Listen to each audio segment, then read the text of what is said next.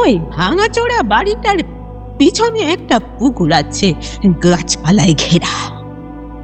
ওই দুর্ঘটনার কিছুদিন পর থেকেই শোনা যেত দিনের আলো ছাড়া ওই দিকে কেউ গেলে তাকে মিশে ডেকে নিয়ে যেত, সে আর ফিরে আসতো না। অনুভবে অলৌকিক, অনুভব বলে দেয় অলৌকিক রয়ে যায়। নমস্কার বন্ধুরা, স্বাগত জানাই অনুভবে অলৌকিকের নতুন একটা গা ছমছম এপিসোডে। শেষ পর্যন্ত শুনুন আর বলুন, আপনি কি বিশ্বাস করেন?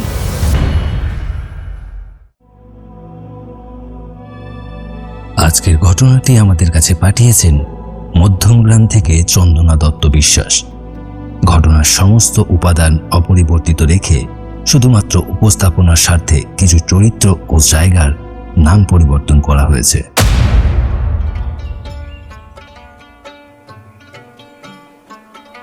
সাবধানে, ঠিক করে ধরে বস চন্দনা। গ্রামের রাস্তা এটা, তাই অসমান, একটু ঝাঁকুনি লাগবে। হাঁ করে বাইরের দৃশ্য দেখতে গিয়ে আবার বাইরেই পড়ে যাস না যেন। আহ মা, তুমিও না। আমি কি খালি পড়ে যাই নাকি? এইখানে বাড়ির থেকে এত দূরে এসেও আমার প্রেস্টিজটা তুমি একেবারে শেষ করে দেবে দেখছি। ঠিক আছে, থেমে গেলাম, কিন্তু আর কত দূর রে মিতালির বাড়ি?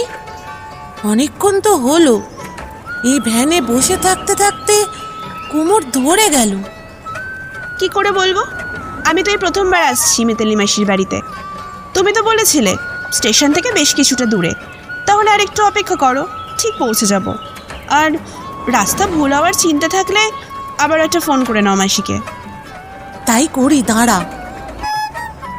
এই তো, এই যে এই ছোট বাজারটা এসে গেছে, ঠিক পথেই আছি। মিতালির বাড়ি থেকে আর বেশি দূরে নেই রে, আমরা প্রায় পৌঁছে গেছি। উফ, আজ অনেক ধকল হলো। নিজেদের বাড়ি থেকে বেশ অনেকটা পথ পার করে চন্দনাদি এবং তার মা অবশেষে পৌঁছালো তাদের গন্তব্যে, সেই আত্মীয়া চন্দনাদির মিতালির মাসির বাড়ি। যখন বাড়ির গেটের সামনে ওরা ভ্যান থেকে নামছিল, তখন তাদের ক্লান্তি এক নিমিষে আনন্দে পরিণত হয়েছিল। মিতালিও তার বাড়িতে আসা অতিথিদের দেখে খুবই আনন্দিত।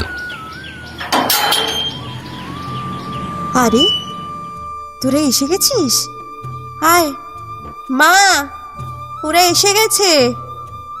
আয় দিদি, আয় চন্দনা, আয়। সেই কখন থেকে অপেক্ষা করছি তোদের জন্য, আর একটু সকাল সকাল আসতে পারতিস তোরে। আয় ভেতরে আয় তাড়াতাড়ি। কোন মুলুকে তোরে বাড়ি? বাবা রে, বেরিয়েছি আমরা অনেক সকালে, তাতেই এখন পৌঁছালাম। এর থেকেও সকাল সকাল আসতে হলে তো বাড়ি থেকে গতকাল রাতে বেরোতে হতো। গাড়ি চলছে তো চলছেই, রাস্তা আর ফোড়ায় না। ভালো লাগে এত? জানি তোদেরও ভালো লাগে না, তাই 9 মাসে 6 মাসে একবার যাস আমাদের ওখানে। অন্তত বছরে একবার তাও তো যাই। আর তোরা দিদি একেবারে 14 বছরের বনবাস শেষ করে এলি। বল, ঠিক বলেছি কিনা? এইসব বাদ দাও তো মিতালি মাসি, এইবারটা আমি একরকম জোর করেই এখানে নিয়ে এসেছি। সেই কবে থেকে কোথাও ঘুরতে যেতে চাইলেই বলতো ভালো করে পড়াশুনো কর, মাধ্যমিকের পরীক্ষাটা হয়ে গেলেই নিয়ে যাব মিতালি মাসির বাড়িতে, দেখবি কি ভালো পরিবেশ। তাই তো পরীক্ষা শেষ হতেই আমি একদম টেনে নিয়ে এসেছি। তাও তো বাবা ছুটি পেল না, অফিসে আসতে পারলো না। বেশ করেছিস টেনে নিয়ে এসে। এখন পরীক্ষা শেষ, 1 মাসের আগে তোদের ছাড়বই না আমি। তোর যা কথা, হয় নাকি তাই? জামাইবাবু ওইদিকে একা, 1 সপ্তাহ, তার বেশি না। আর এখনই তো এলাম, এর মধ্যেই ফেরার কথা চলে এলো। তাহলে বলে দে, বিকেলের ট্রেনেই চলে যাই। যা বানিয়েছিস সব টিফিন বক্সে দিয়ে দে, আর জল খাবারটা খেয়েই যাচ্ছি। চন্দনা, যা ফ্রেশ হয়ে নে। বেশি কথা, খালি আর কি তোর। জামা কাপড় ছেড়ে হাত পা ধুয়ে নে তাড়াতাড়ি। যাচ্ছি, আমারও খুব খিদে পেয়েছে। ও মাসি, আমার সব পছন্দের রান্নাগুলো করেছো তো? সন্দেহ আছে নাকি কোনো? সকালের জল খাবার থেকে শুরু করে রাতের খাবার অবধি সব তোর পছন্দের। ফর্দ বানিয়ে তোর মেশোকে দিয়ে বাজার থেকে সব ভালো ভালো জিনিস আনিয়েছি। আমার হাতের রান্না দিয়ে তোকে এমন বশ করব যে এখান থেকে যেতেই চাইবি না। তাড়াতাড়ি ফ্রেশ হয়ে আয়, আমি প্লেট সাজাতে যাচ্ছি। ছুটির মেজাজ শান্ত, নিস্তব্ধ, নতুন জায়গা, হাসি, গল্পে সময় বয়ে যেতে থাকলো। কিন্তু এই সময়ে বিষয়টা যে কোনো মুহূর্তে পাল্টে যেতে পারে। সেটা সবাই ভুলে গেল শীতকালের শেষ লগ্নে দুপুরের পড়ন্ত রোদে তাদের গল্প জমে উঠেছিল। মাসি, তোমার ঠাকুরের সিংহাসনটা কি সুন্দর করে সাজানো ফুল দিয়ে। আমি আর মা দেখছিলাম একটু আগে। জবা ফুল যে এত রকমের আর এত রঙের হয় তা তো আমি জানতামই না। আমাদের বাজারে তো এই সমস্ত পাওয়াই যায় না ফুলের দোকানে। না দিদি, পানটা দেওয়ার আগে। ও দেখেছিস, বল চন্দনা, সুন্দর না ফুলগুলো? ওইগুলো কিন্তু কোনো দোকানের নয়। আসার সময় রাস্তার দুপাশে দেখেছিস গাছগুলোকে? সেখানেই এসব ফুল ফোটা। হ্যাঁ রে, আগে তোরা সবাই ভোরবেলা দল বেঁধে ফুল তুলতে গেছিস তো? আমিও তো গিয়েছিলাম তোদের সাথে একবার। আগে কেন? আমরা তো আমার প্রতিবেশী মেয়ে বউরা দল পেতে এখন বেরোই ভোরবেলা, জানিস? ফুল তোলা নিয়ে কম্পিটিশন হয় রীতিমতো, আবার ভীষণ মজাও হয়।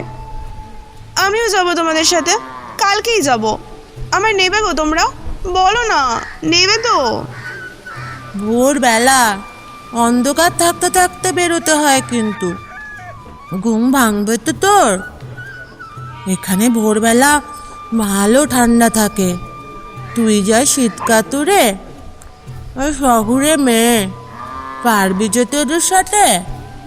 অ্যালার্ম দিয়ে ঘুমাবো, ঠিক উঠে যাব। আর সোয়েটার চাদর তো আছেই সাথে। মাসি, নিয়ে যেও কিন্তু আমাকে। ও মাসি, বললে না তো, বলো নিয়ে যাবে কিনা? কি দিদি ভাই, কোথায় যাবে বলে বায়না করছো? বৌমা, ওর অনুরোধটা মেনে নাও তুমি। মেয়েটার ছুটি নষ্ট করো না। না না, ছুটি নষ্ট করবো কেন? ওর প্রথমবার আমাদের বাড়িতে এসেছে, এই ছুটির দিনগুলো সব থেকে বেশি স্মরণীয় করে দেবো। বেশ বেশ, নিয়ে যাব। শান্তি, সত্যি সত্যি এই ছুটির দিনগুলোকে স্মরণীয় করার জন্য এমন কিছু একটা অপেক্ষা করছিল তাদের জন্য। প্রতি মিনিট, প্রতি সেকেন্ড অপেক্ষা করছিল নিঃশব্দে। এই মিতালি, অতিথিকে পেয়ে দেখছি এই প্রতিবেশীকে একেবারে ভুলেই গেছিস। হ্যাঁ, দে দে দে, তোর হাতে একটা পান সাজিয়ে দিয়ে দেখি তাড়াতাড়ি। ওই দেখো রিমা এসেছে। তোকে ভুলে যাওয়া আমার পক্ষে সম্ভব বল? ভেতরে আয়, ভেতরে আয়। তুই হলি আমার ফুল তোলার সঙ্গিনী। আর এই না ধর তোর পান। এখানে কালকে ফুল তুলতে যাওয়ার সঙ্গী বাড়াচ্ছি রে, দেখতে যা। ও মা, দল ভারী হচ্ছে বুঝি? ভালো তো, তাহলে কাল ভোরে আমি আরও তাড়াতাড়ি ডাকতে আসবো তোদের। তখন চলে আসবি তোরা। যত আগে যেতে পারবো তত বেশি ফুল পাবো, বুঝলি? কি দিদি ভাই, এবার খুশি তো তুমি? কিন্তু তোমাকে একটু চিন্তিত লাগছে। কি ভাবছো বলো তো? হ্যাঁ, খুব খুশি আমি। কিন্তু যেটা ভাবছি, আচ্ছা দিদা, আমি অনেক গল্পে পড়েছি শহরের থেকে গ্রামে ভূত থাকে বেশি। কথাটা কি সত্যি? এই জায়গাটা তো গ্রাম আর অনেকটা শান্ত। এখানেও কি তাহলে ভূত আছে? তুমি জানো কিছু? জানলে বলো না শুনি। আহ চন্দনা, খালি ভূতের গল্প খোঁজা। ওরে, গল্প আর বাস্তব আলাদা। ভূত বলে কিচ্ছু হয় না। তোরা জানিস, পড়া বাদ দিয়ে সারা দিন ভূতের গল্পের বই নিয়ে বসে থাকতো। কম বকা খাইনি এর জন্য। ভূত বিষয়টার সত্যি মিথ্যে জানি না, তবে একটা ঘটনা আমি শুনেছিলাম, সেটা হলো নিশির ডাক। নিশির ডাক? ঘটনাটা কি এই অঞ্চলের? বলো না গো দিদা, কি হয়েছিল? এখানকার খেলার মাঠের পাশে একটা পরিত্যক্ত জমিদার বাড়ি আছে, নাম চৌধুরী বাড়ি। জমিদারি শেষ হওয়ার পর অনেক বংশধরেরা শহরে চলে গিয়েছিল আর ওখানেই থাকত। কিন্তু তাদের ঐতিহ্যবাহী কালী পুজোতে সবাই আসতো। একবার এই পুজোতে আসার সময় এক বংশধর মারা যায় গাড়ি দুর্ঘটনায়। তারপর থেকে পুজো বন্ধ হয়ে যায়, আর কেউ আসেও না।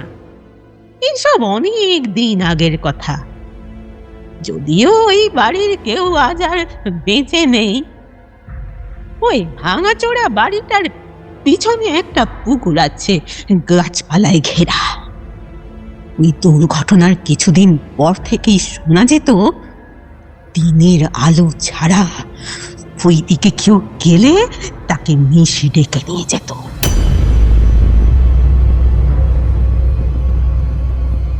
সে আর ফিরে আসতো না।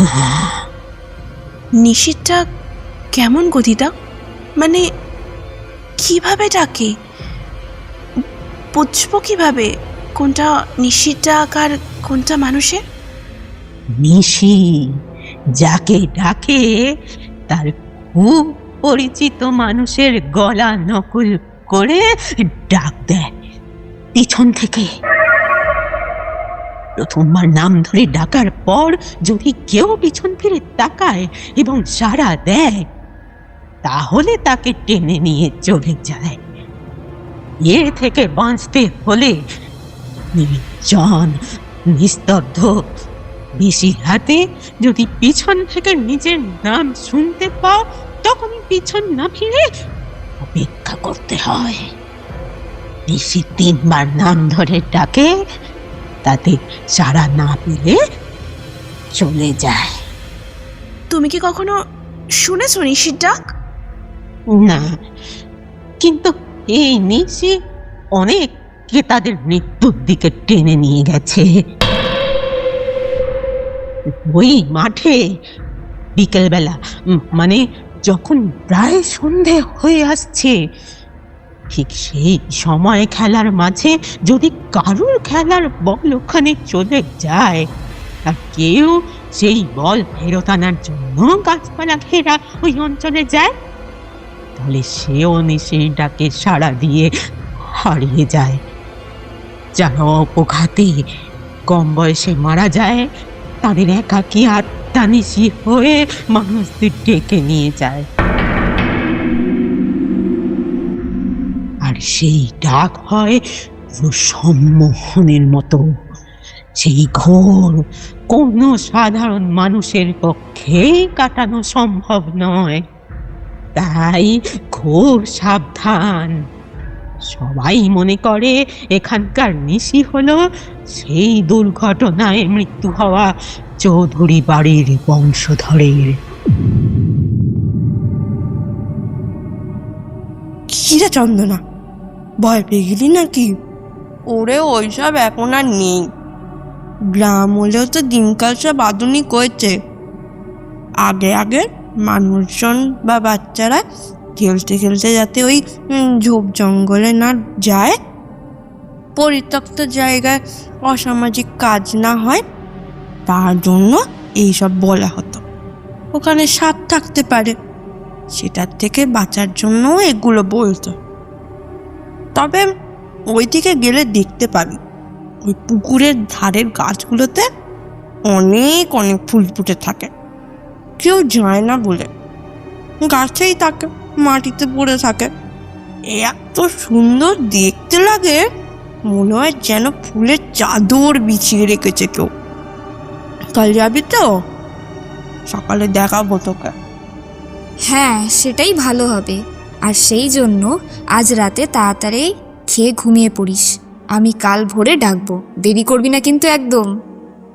সন্ধ্যার পর গ্রামের নিস্তব্ধতা, তার সাথে ভেসে আসা ঝিঝি পোকার ডাক, সব মিলিয়ে একটা গা ছমছমে পরিবেশ তৈরি করেছে, যেন আগাম কোনো ঘটনার আভাস দিতে চাইছে। কিন্তু সেটাকে কেউ অনুভব করতে পারছিল? তার উপর একটা ভৌতিক গল্প শুনে আর ভোরবেলা ফুল তুলতে যাওয়ার উন্মাদনায় রাতে চন্দনা চোখে ঘুম আসতে চাইছিল না।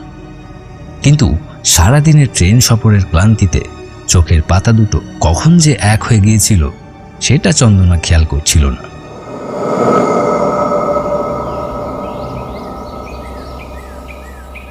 ঘুম ভাঙল ফোনের অ্যালার্মে।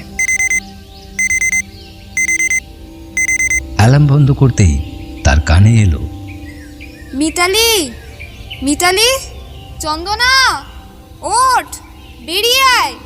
বেশি দেরি করলে কিন্তু রোদ উঠে যাবে, আর বেশি ফুল পাবো না আমরা।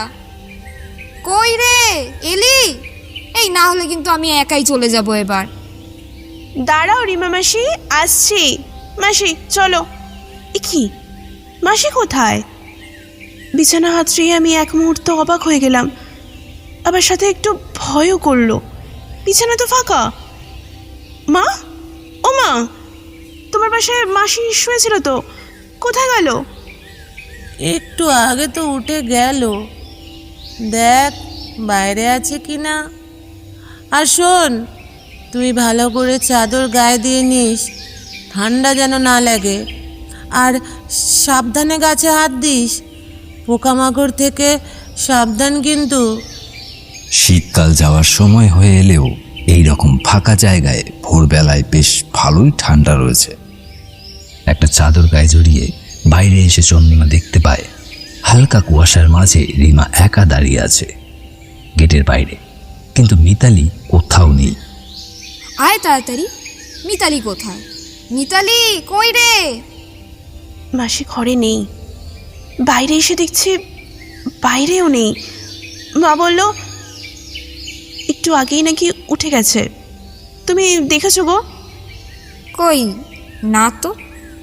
এই আমি যে কাল এত করে বললাম আমি এসে ডাকবো তারপর যাব, ও আগে আগে বেরিয়ে গেল। ভারী হিংসুটে তো। তবে হ্যাঁ রে, তোকেও সাথে নিয়ে গেল না? দেখছি তো তাই। এবার তাহলে তুমি আমাকে নিয়ে চলো, রাস্তায় মাসিকে দেখতে পেলে জিজ্ঞেস করব কেন আমাকে ডাকলো না।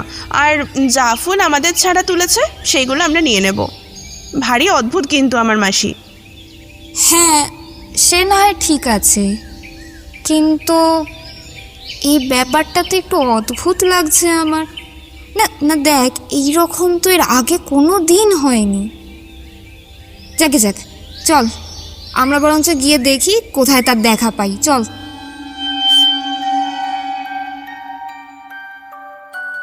ভোরবেলায় পূর্বের আকাশ ফর্সা হয়নি তখনও, অন্ধকার কমে আসলেও পুরোপুরি কাটেনি। তার মধ্যে মিতালি কাউকে না জানিয়ে বেরিয়ে পড়া সব যেন কুয়াশার মতো চন্দনার মনের চিন্তা ভাবনাকে জড়িয়ে ফেলেছিল। এইসবের মধ্যেই ওরা বেশ কিছু ফুল পেল। তারপর তারা দেখতে পেল, রিমা মাসি দেখো দেখো, ওই গাছের নিচে কেউ একটা বসে আছে। গায়ের চাদরটা চেনা লাগছে আমার, মনে হচ্ছে ওটা মাসি। তুমি ডাকো তো একবার। আমি ডাকার পর দেখি যদি অন্য কেউ, তাহলে ব্যাপারটা খুব খারাপ হবে। আমি তো এখানকার বাসিন্দা নই। হুম, আমারও তো তাই মনে হচ্ছে রে। দাঁড়া আমি দেখছি। পিছন ফিরে রয়েছে তো, মুখটা দেখতে পাচ্ছি না ভালো করে। তবে মনে হচ্ছে মহিলাটা যেন কথা বলছে ওই গাছের নিচে বসে বসে, কিন্তু কার সাথে? না, আশপাশে তো কেউই তো নেই। আয় তো আমরা এগিয়ে গিয়ে দেখি। জিজ্ঞাসা মন নিয়ে ওরা ধীরে ধীরে এগিয়ে গেল মহিলাটির কাছে। তারপর দেখতে পেল, আরে এই তো মিতালি। মিতালি, মিতালি আরে এই মিতালি, তুই এখানে বসে কি করছিস? হ্যাঁ, কখন বেরিয়ে এসেছিস আমাদের ছাড়া বলতো? আর কার সাথে কথা বলছিস তুই? কে এসেছে তোর সাথে? হ্যাঁ, মিতালিকে দেখতে একটু অদ্ভুত লাগছিল। সেও এক অবাক দৃষ্টিতে তাকিয়েছিল রিমার দিকে, যেন ভূত দেখে ফেলেছে। তারপর বলল, রিমা, তুই এখানে? আমি তো তোর সাথেই কথা বলছিলাম, কিন্তু তুই যে একটু আগে ওই যে ওখানে ফুলগুলো তুলতে গেলি। কি বলছো কি মাসি? রিমা মাসি আর আমি তো এখন এলাম। তার আগে কার সাথে কথা বলছিলে তুমি? তোরা এখন এলি? রিমা আর তুই? কি করে হয়? না না, ওই যে রিমা, ও তো ছিল এক্ষুনি। ও ছিল, ও এক্ষুনি ছিল। কি ওপর? মানে এই গাছের ওপর? আচ্ছা, কি সব বলছিস বলতো ভুলভাল? কে ছিল এই গাছের ওপরে? আরে ভুলভাল কেন রিমা, তুই ছিলিস গাছের ওপরে, কথা বলছিলিস আমার সাথে, কিন্তু তারপরে আবার এই দিক থেকে আসলি কি করে? গাছ থেকে নামলি কখন? মাসি, তুমি কি স্বপ্ন দেখছিলে? আর তোমার কি ঘুমের মধ্যে হাঁটা চলার কোনো সমস্যা আছে? জানো রিমা মাসি, এইরকম হয় অনেকের। ডাক্তার দেখানোর পরে আবার সব ঠিক হয়ে যায়। চন্দনা, তুই খুব বেশি কথা বলিস। স্বপ্ন দেখবো কেন? রিমা এসে ডাকলো, আমার ঘুমটা ভেঙে গেল। তারপরে দুজনে গল্প করতে করতে এই এত ফুল তুললাম, হেঁটে এতটা দূর এলাম, আর তুই বলছিস স্বপ্ন দেখেছি? রিমা বলল গাছের মগডালে উঠে ফুলগুলো তুলে নিয়ে আসবে, আমাকে বসতে বললো গাছের নিচে। তারপরে তোরা এই দিক থেকে। আমার মাথাটা আর কাজ করছে না। আরে বাবা, আমি তোর বাড়ি গিয়ে কেবল চন্দনাকে পেয়েছি। তুই তো তার আগেই নাকি বেরিয়ে গেছিলিস, অথচ আমি তার আগে তোর বাড়ি কেন যেতে যাব? তখন তো ঘুম থেকেই উঠিনি আমি। আচ্ছা, কি হচ্ছে এগুলো? ছাড়, বাদ দে, চলে আয় মিতালি, আমাদের সাথে এবার বাড়ি চল, আয়।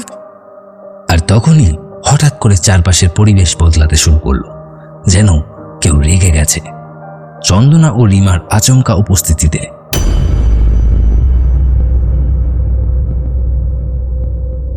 হঠাৎ করে এত হাওয়া বইছে কেন?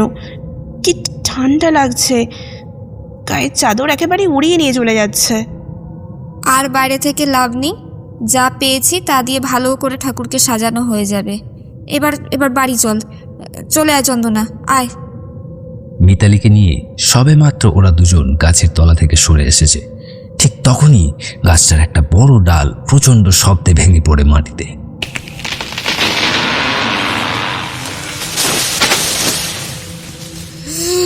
এ বাবা, হায় ভগবান, এটা কি আশ্চর্য ব্যাপার!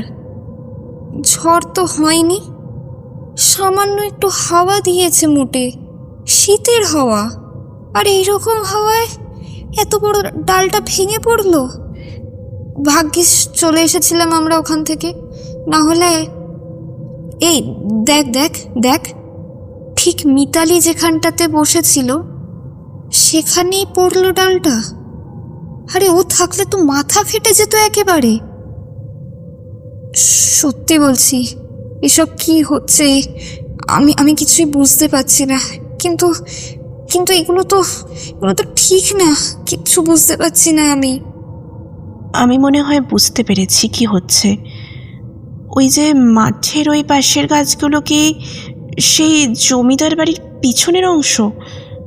পুকুরটাও তো ওদিকে, না? হ্যাঁ, ওইটাই। আচ্ছা, তুই কি বুঝতে পারলি বলতো আগে সেটা? নিশির ডাক। কালকে দিদা যেমন যা যা বলছিল সবটা মিলে যাচ্ছে। আর আর এখানে নয়, চলো মাসিকে নিয়ে তাড়াতাড়ি বাড়ি ফিরে যাই। ধরো মাসিকে, আমি দিকটা ধরছি। আমাদের আর এখানে দাঁড়ানোর দরকার নেই, চল এবার আমরা বাড়ি চলে যাই। হাই মিতালি, বাড়ি চল, অনেক ফুল তোলা হয়ে গেছে।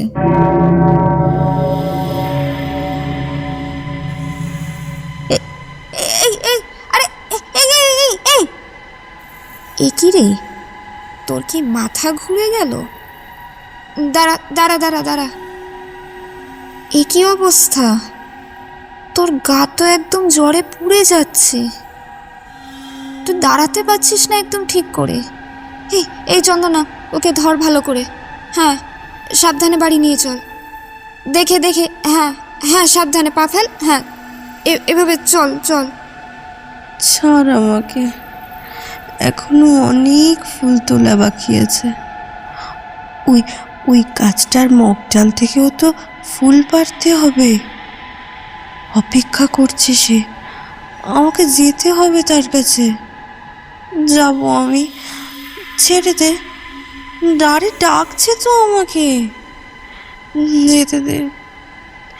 যেতে দে আমাকে।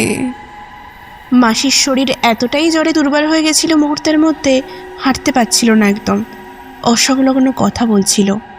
রিমা মাসি ঠাকুরের নাম করতে করতে কোনো রকমে মাসিকে বাড়িতে নিয়ে আসে, তারপর জ্বরের ওষুধ দেওয়ায় ঘুমিয়ে পড়ে।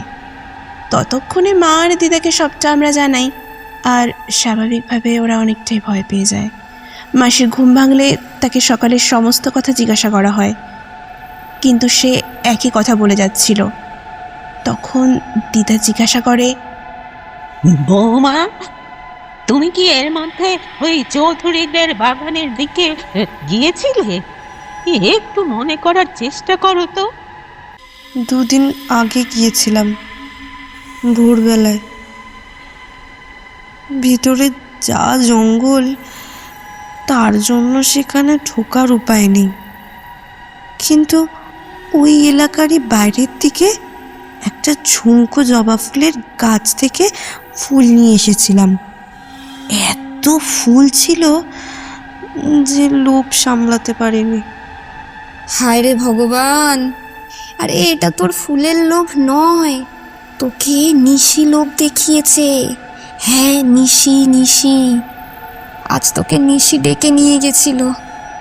তুই তো এসব কিচ্ছু মানিস না, না? তুই আগের দিন মাসিমার ওই কথাটাও বিশ্বাস করিসনি, এখন হলো তো, বাস্তবে এলো তো নিশি তোকে ডাকতে। যা হওয়ার তো হয়ে গেছে, কিন্তু মাসিমা, এর থেকে বাঁচার কোনো রাস্তা তো থাকবে নিশ্চয়ই।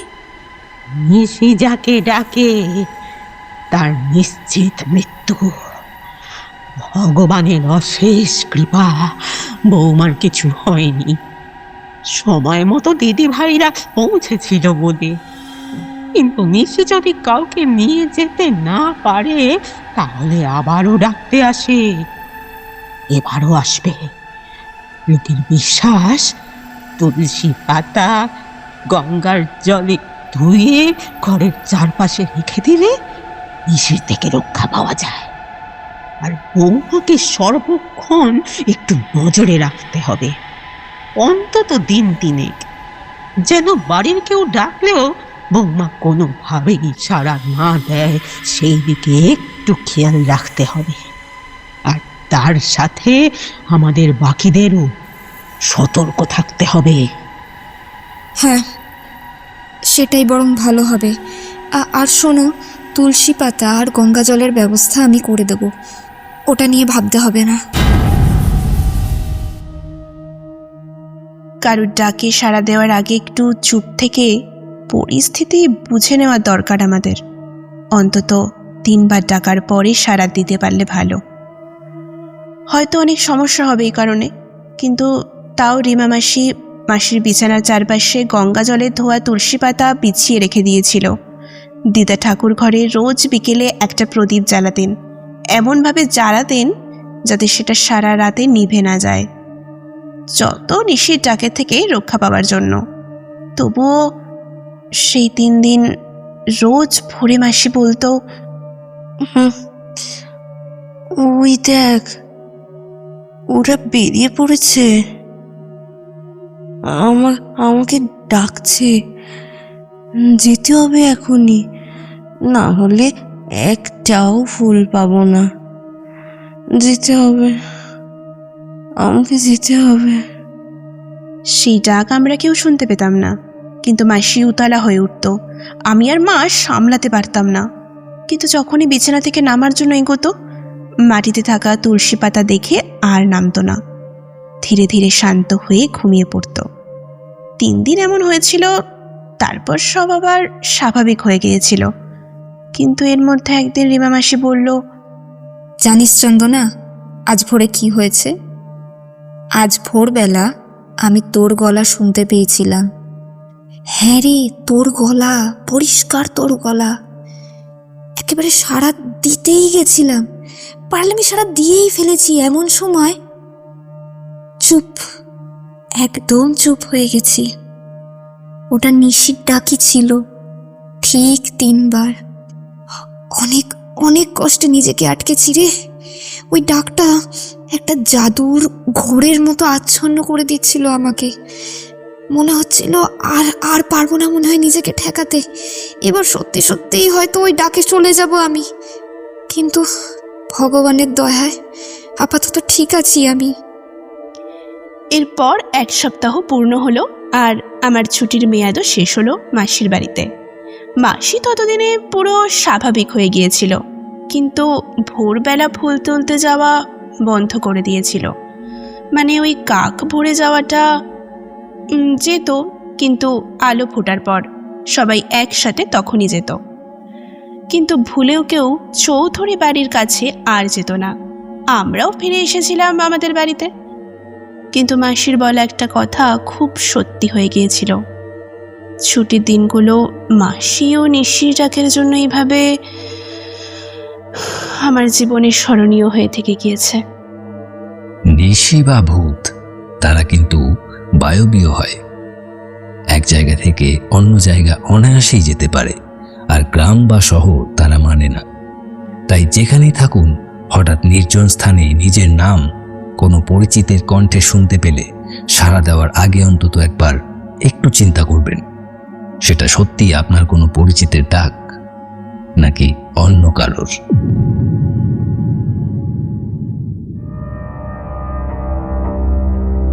কেমন লাগলো আজকের ঘটনা?